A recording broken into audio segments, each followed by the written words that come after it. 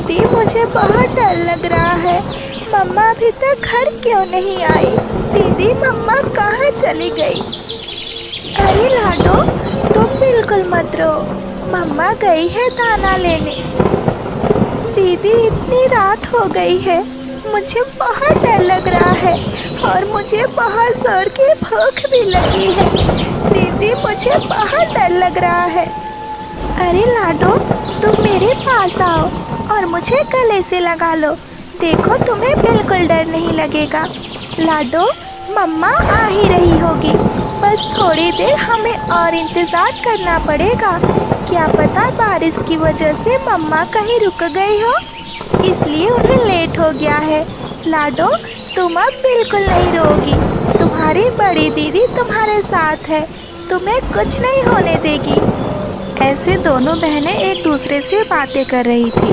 बगल में बैठी गौरी कवि दोनों की बातें सुन रही थी, क्योंकि उसका घर भी वही पास में ही था। अरे ये तो टुनटुनी की बेटियों की आवाज़ है।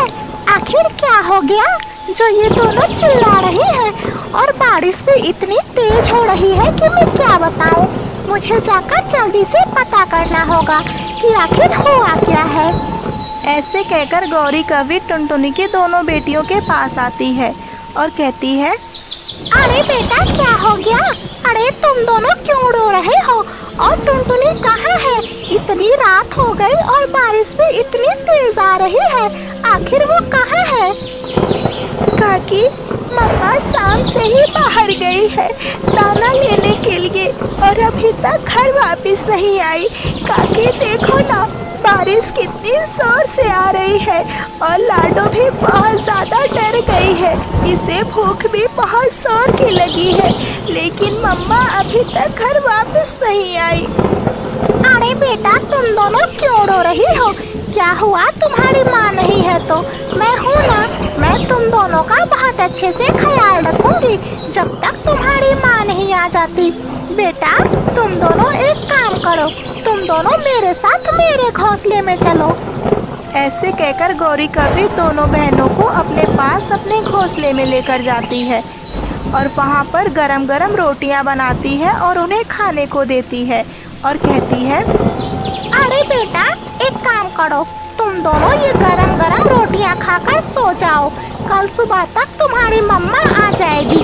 बेटा इतनी जोरदार बारिश है कि इसमें कोई उड़ भी नहीं पाएगा, शायद इसलिए मम्मा अभी तक वापस नहीं आई।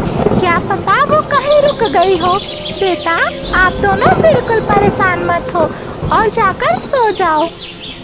ऐसे कहकर गौरी कवि दोनों बहनों को सुला देती है।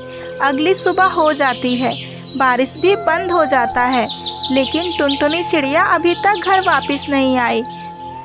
अरे काकी मम्मा कहाँ है?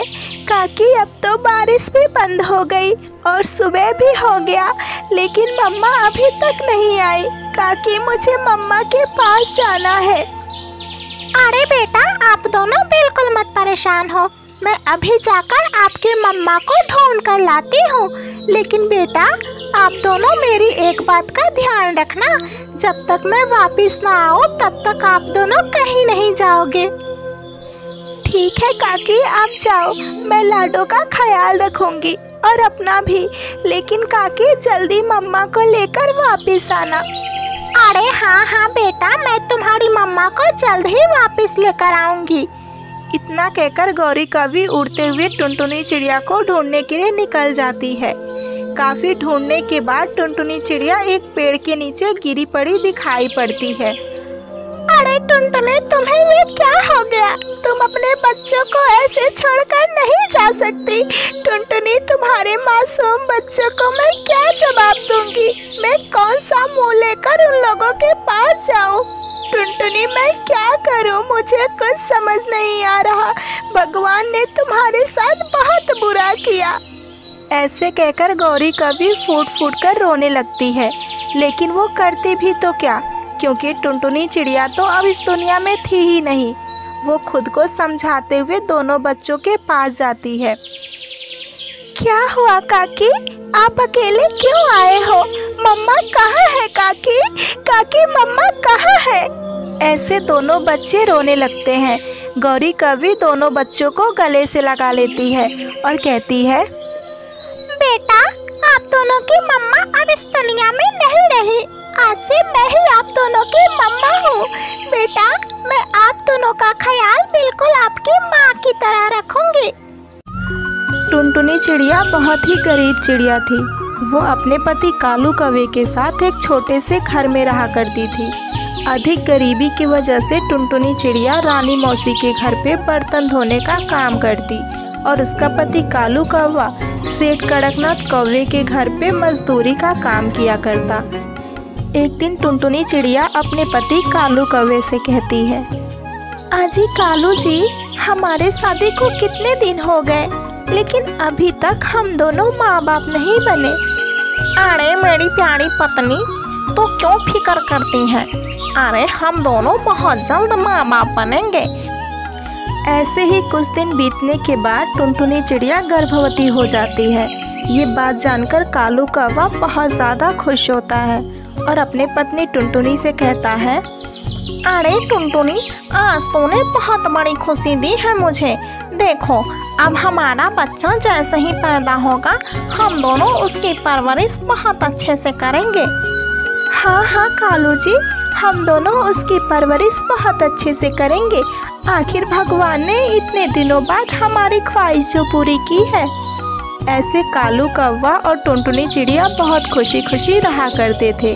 कुछ दिन बीतने के बाद टुनटुनी चिड़िया एक बहुत प्यारा अंडा देती है। अजी कालू जी, ये देखिए हमारा अंडा कितना प्यारा है। अरे वाह टुनटुनी, हमारा अंडा तो बहुत प्यारा है और देखना, कुछ दिनों बाद ही इसमें से बहुत प्यारा बच्चा भी निकलेगा।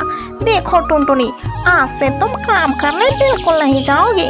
आज से सिर्फ मैं काम करूँगा। ठीक है कालू जी, तो आप काम पर जाएं और मैं यहाँ पर अपने अंडे का ख्याल रखूंगी। देखना, बहुत जल्द हमारे अंडे से एक प्यारा सा बच्चा निकलेगा। अरे हाँ हाँ मेरी प्यारी पत्नी, इसलिए तो मैं बोल रहा हूँ कि तू आज से हमारे अंडे का ख्याल रखेगी और काम वाम तो बिल्कुल नहीं करेगी। इतना कहकर कालू कौवा सेठ कड़कनाथ कौवे के घर पे काम करने चला जाता है। ऐसे ही कुछ दिन बीत जाते हैं। एक दिन टुनटुनी चिड़िया के अंडे से एक बहुत प्यारी बच्ची निकलती है। अजी कालू जी, ये देखिए हमारे अंडे से कितनी प्यारी नन्ही बिटिया निकली है। आज से इसका नाम सुनहरी रहेगा, सुनहरी। अरे वाह टुनटुनी, तो तूने पहले से नाम भी सोच के रखा था। ये नाम तो बहुत ही प्यारा है, बिल्कुल तुम्हारी तरह। कालू जी, हमारी बेटी कुछ ही दिनों में पूरे 1 साल की हो जाएगी, तो मैं सोच रही हूँ क्यों ना हम दोनों इसका जन्मदिन धूमधाम से मनाएं। अरे हाँ हाँ टुनटुनी, क्यों नहीं। अरे हमारी बिटिया इतनी प्यारी है और इसका जन्मदिन भी पहला है। हम दोनों धूमधाम से जरूर मनाएंगे। लेकिन टुनटुनी, हमारे पास तो इतने पैसे नहीं हैं।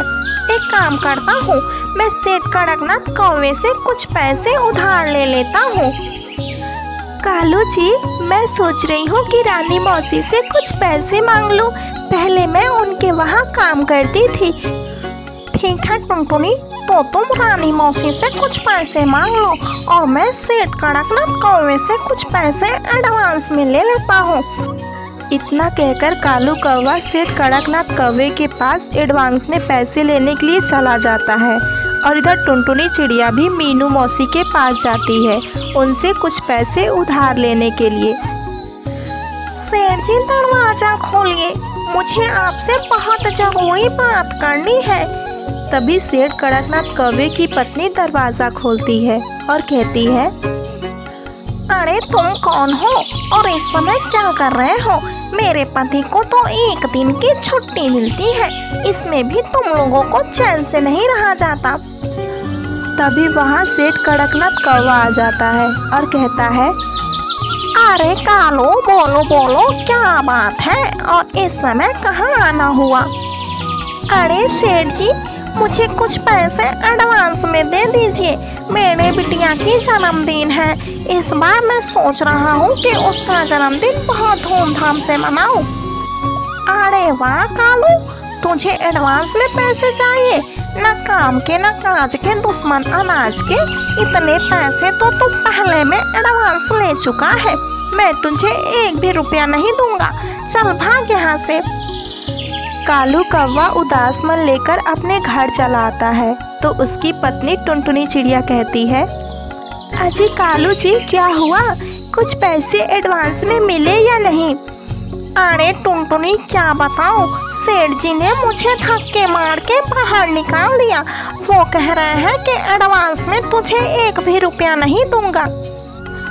कालू जी मुझे भी रानी मौसी ने पैसे देने से इनकार कर दिया, अब हम क्या करें कालू जी? तभी सुनहरी चिड़िया वहाँ पे आती है और कहती है, मम्मा मम्मा मुझे भूख लगी है, आप जल्दी से मुझे कुछ खाने को दे। मेरी सहेली का आज जन्मदिन है, उसका बहुत बड़ा केक आया है। अरे हाँ हाँ मेरी प्यारी बिटिया, ये लो खाना खा लो और अपने सहेली के घर जाओ, लेकिन बेटा आप जल्दी से वापस आ जाना। ठीक है मम्मा, मैं बहुत जल्द वापस आ जाऊंगी। ऐसे कहकर सुनहरी चिड़िया वहाँ से चली जाती है। तभी टुनटुनी चिड़िया के दिमाग में एक आइडिया आता है और वो अपने पति कालू कौवे से कहती है, अजी कालू जी मैं सोच रही हूँ कि हरिया काका से क्यों ना हम कुछ पैसे ब्याज पे ले लें। अरे वाह टुनटुनी, ये तो बहुत अच्छी बात है, तू सही कह रही है। मैं कुछ पैसे ब्याज पर उधार ले लेता हूँ, बहुत जल्द वो पैसे चुका दूंगा। ठीक है कालू जी, तो आप पैसे लेने जाओ और मैं जंगल के सभी पक्षियों को न्योता देकर आ जाती हूँ कि वो कल हमारी बिटिया के जन्मदिन पर आ जाए। हाँ हाँ टुनटुनी, तो तुम जाओ, जल्दी से सबको न्योता देकर आ जाओ। इतना कहकर कालू कौवा ब्याज पर पैसे लेने चला जाता और टुनटुनी चिड़िया जंगल के सारे पक्षियों को न्योता देने चली जाती है। अजी कालू जी आप जल्दी जाइए और बाजार से केक लेकर आइए, जंगल के सारे पक्षी आने ही वाले होंगे। अरे हाँ हाँ टुनटुनी, मैं जा रहा हूँ, जल्दी से अपनी बिटिया के लिए केक लेकर आता हूँ। कालू कौवा बाजार जाकर केक लेकर आ जाता है और इधर जंगल के सारे पक्षी सुनहरी को ढेर सारे जन्मदिन की बधाइयाँ दे रहे थे। तभी वहाँ पर गौरी कौवी कहती है, अरे वाह, तो तू अपनी बेटी की जन्मदिन मनाएगी और वो भी इतने धूमधाम से? मैं तुझे ये हरगिज करने नहीं दूंगी, रुक मैं तुझे अभी मजा चखाती हूँ। इतना कहकर गौरी कौवी किचन में जाती है और वहाँ पर रखा केक नीचे गिरा देती है। टुनटुनी जैसे ही जाती है किचन में केक लेने तो वो देखती है कि केक नीचे गिरा पड़ा हुआ है। फिर वो उदास हो जाती है, हे भगवान, मेरी बिटिया का पहला जन्मदिन था और उसका केक नीचे गिर गया। तभी वहाँ पर मीनू काकी आती हैं और वो देखती हैं कि केक पूरा नीचे गिरा हुआ है। तो वो टुनटुनी से कहती हैं, अरे टुनटुनी, ये केक नीचे कैसे गिर गया? अरे काकी मैं क्या बताऊँ, मुझे कुछ पता नहीं है, ये केक कैसे गिर गया। अरे टुनटुनी तो बिल्कुल चिंता मत कर, मुझे पहले ये बता, क्या तेरे घर पे केक बनाने की सामग्री है? अरे हाँ हाँ काकी, केक बनाने की सारी सामग्री है। तो एक काम कर, मैं जैसे जैसे बता रही हूँ तो वैसे वैसे करती जा, देख अभी बहुत प्यारा केक बनकर तैयार हो जाएगा। फिर क्या, काकी जैसे जैसे कहती वैसे वैसे टुनटुनी चिड़िया बनाने लगती है और बहुत जल्द एक प्यारा सा केक बनकर तैयार हो जाता है।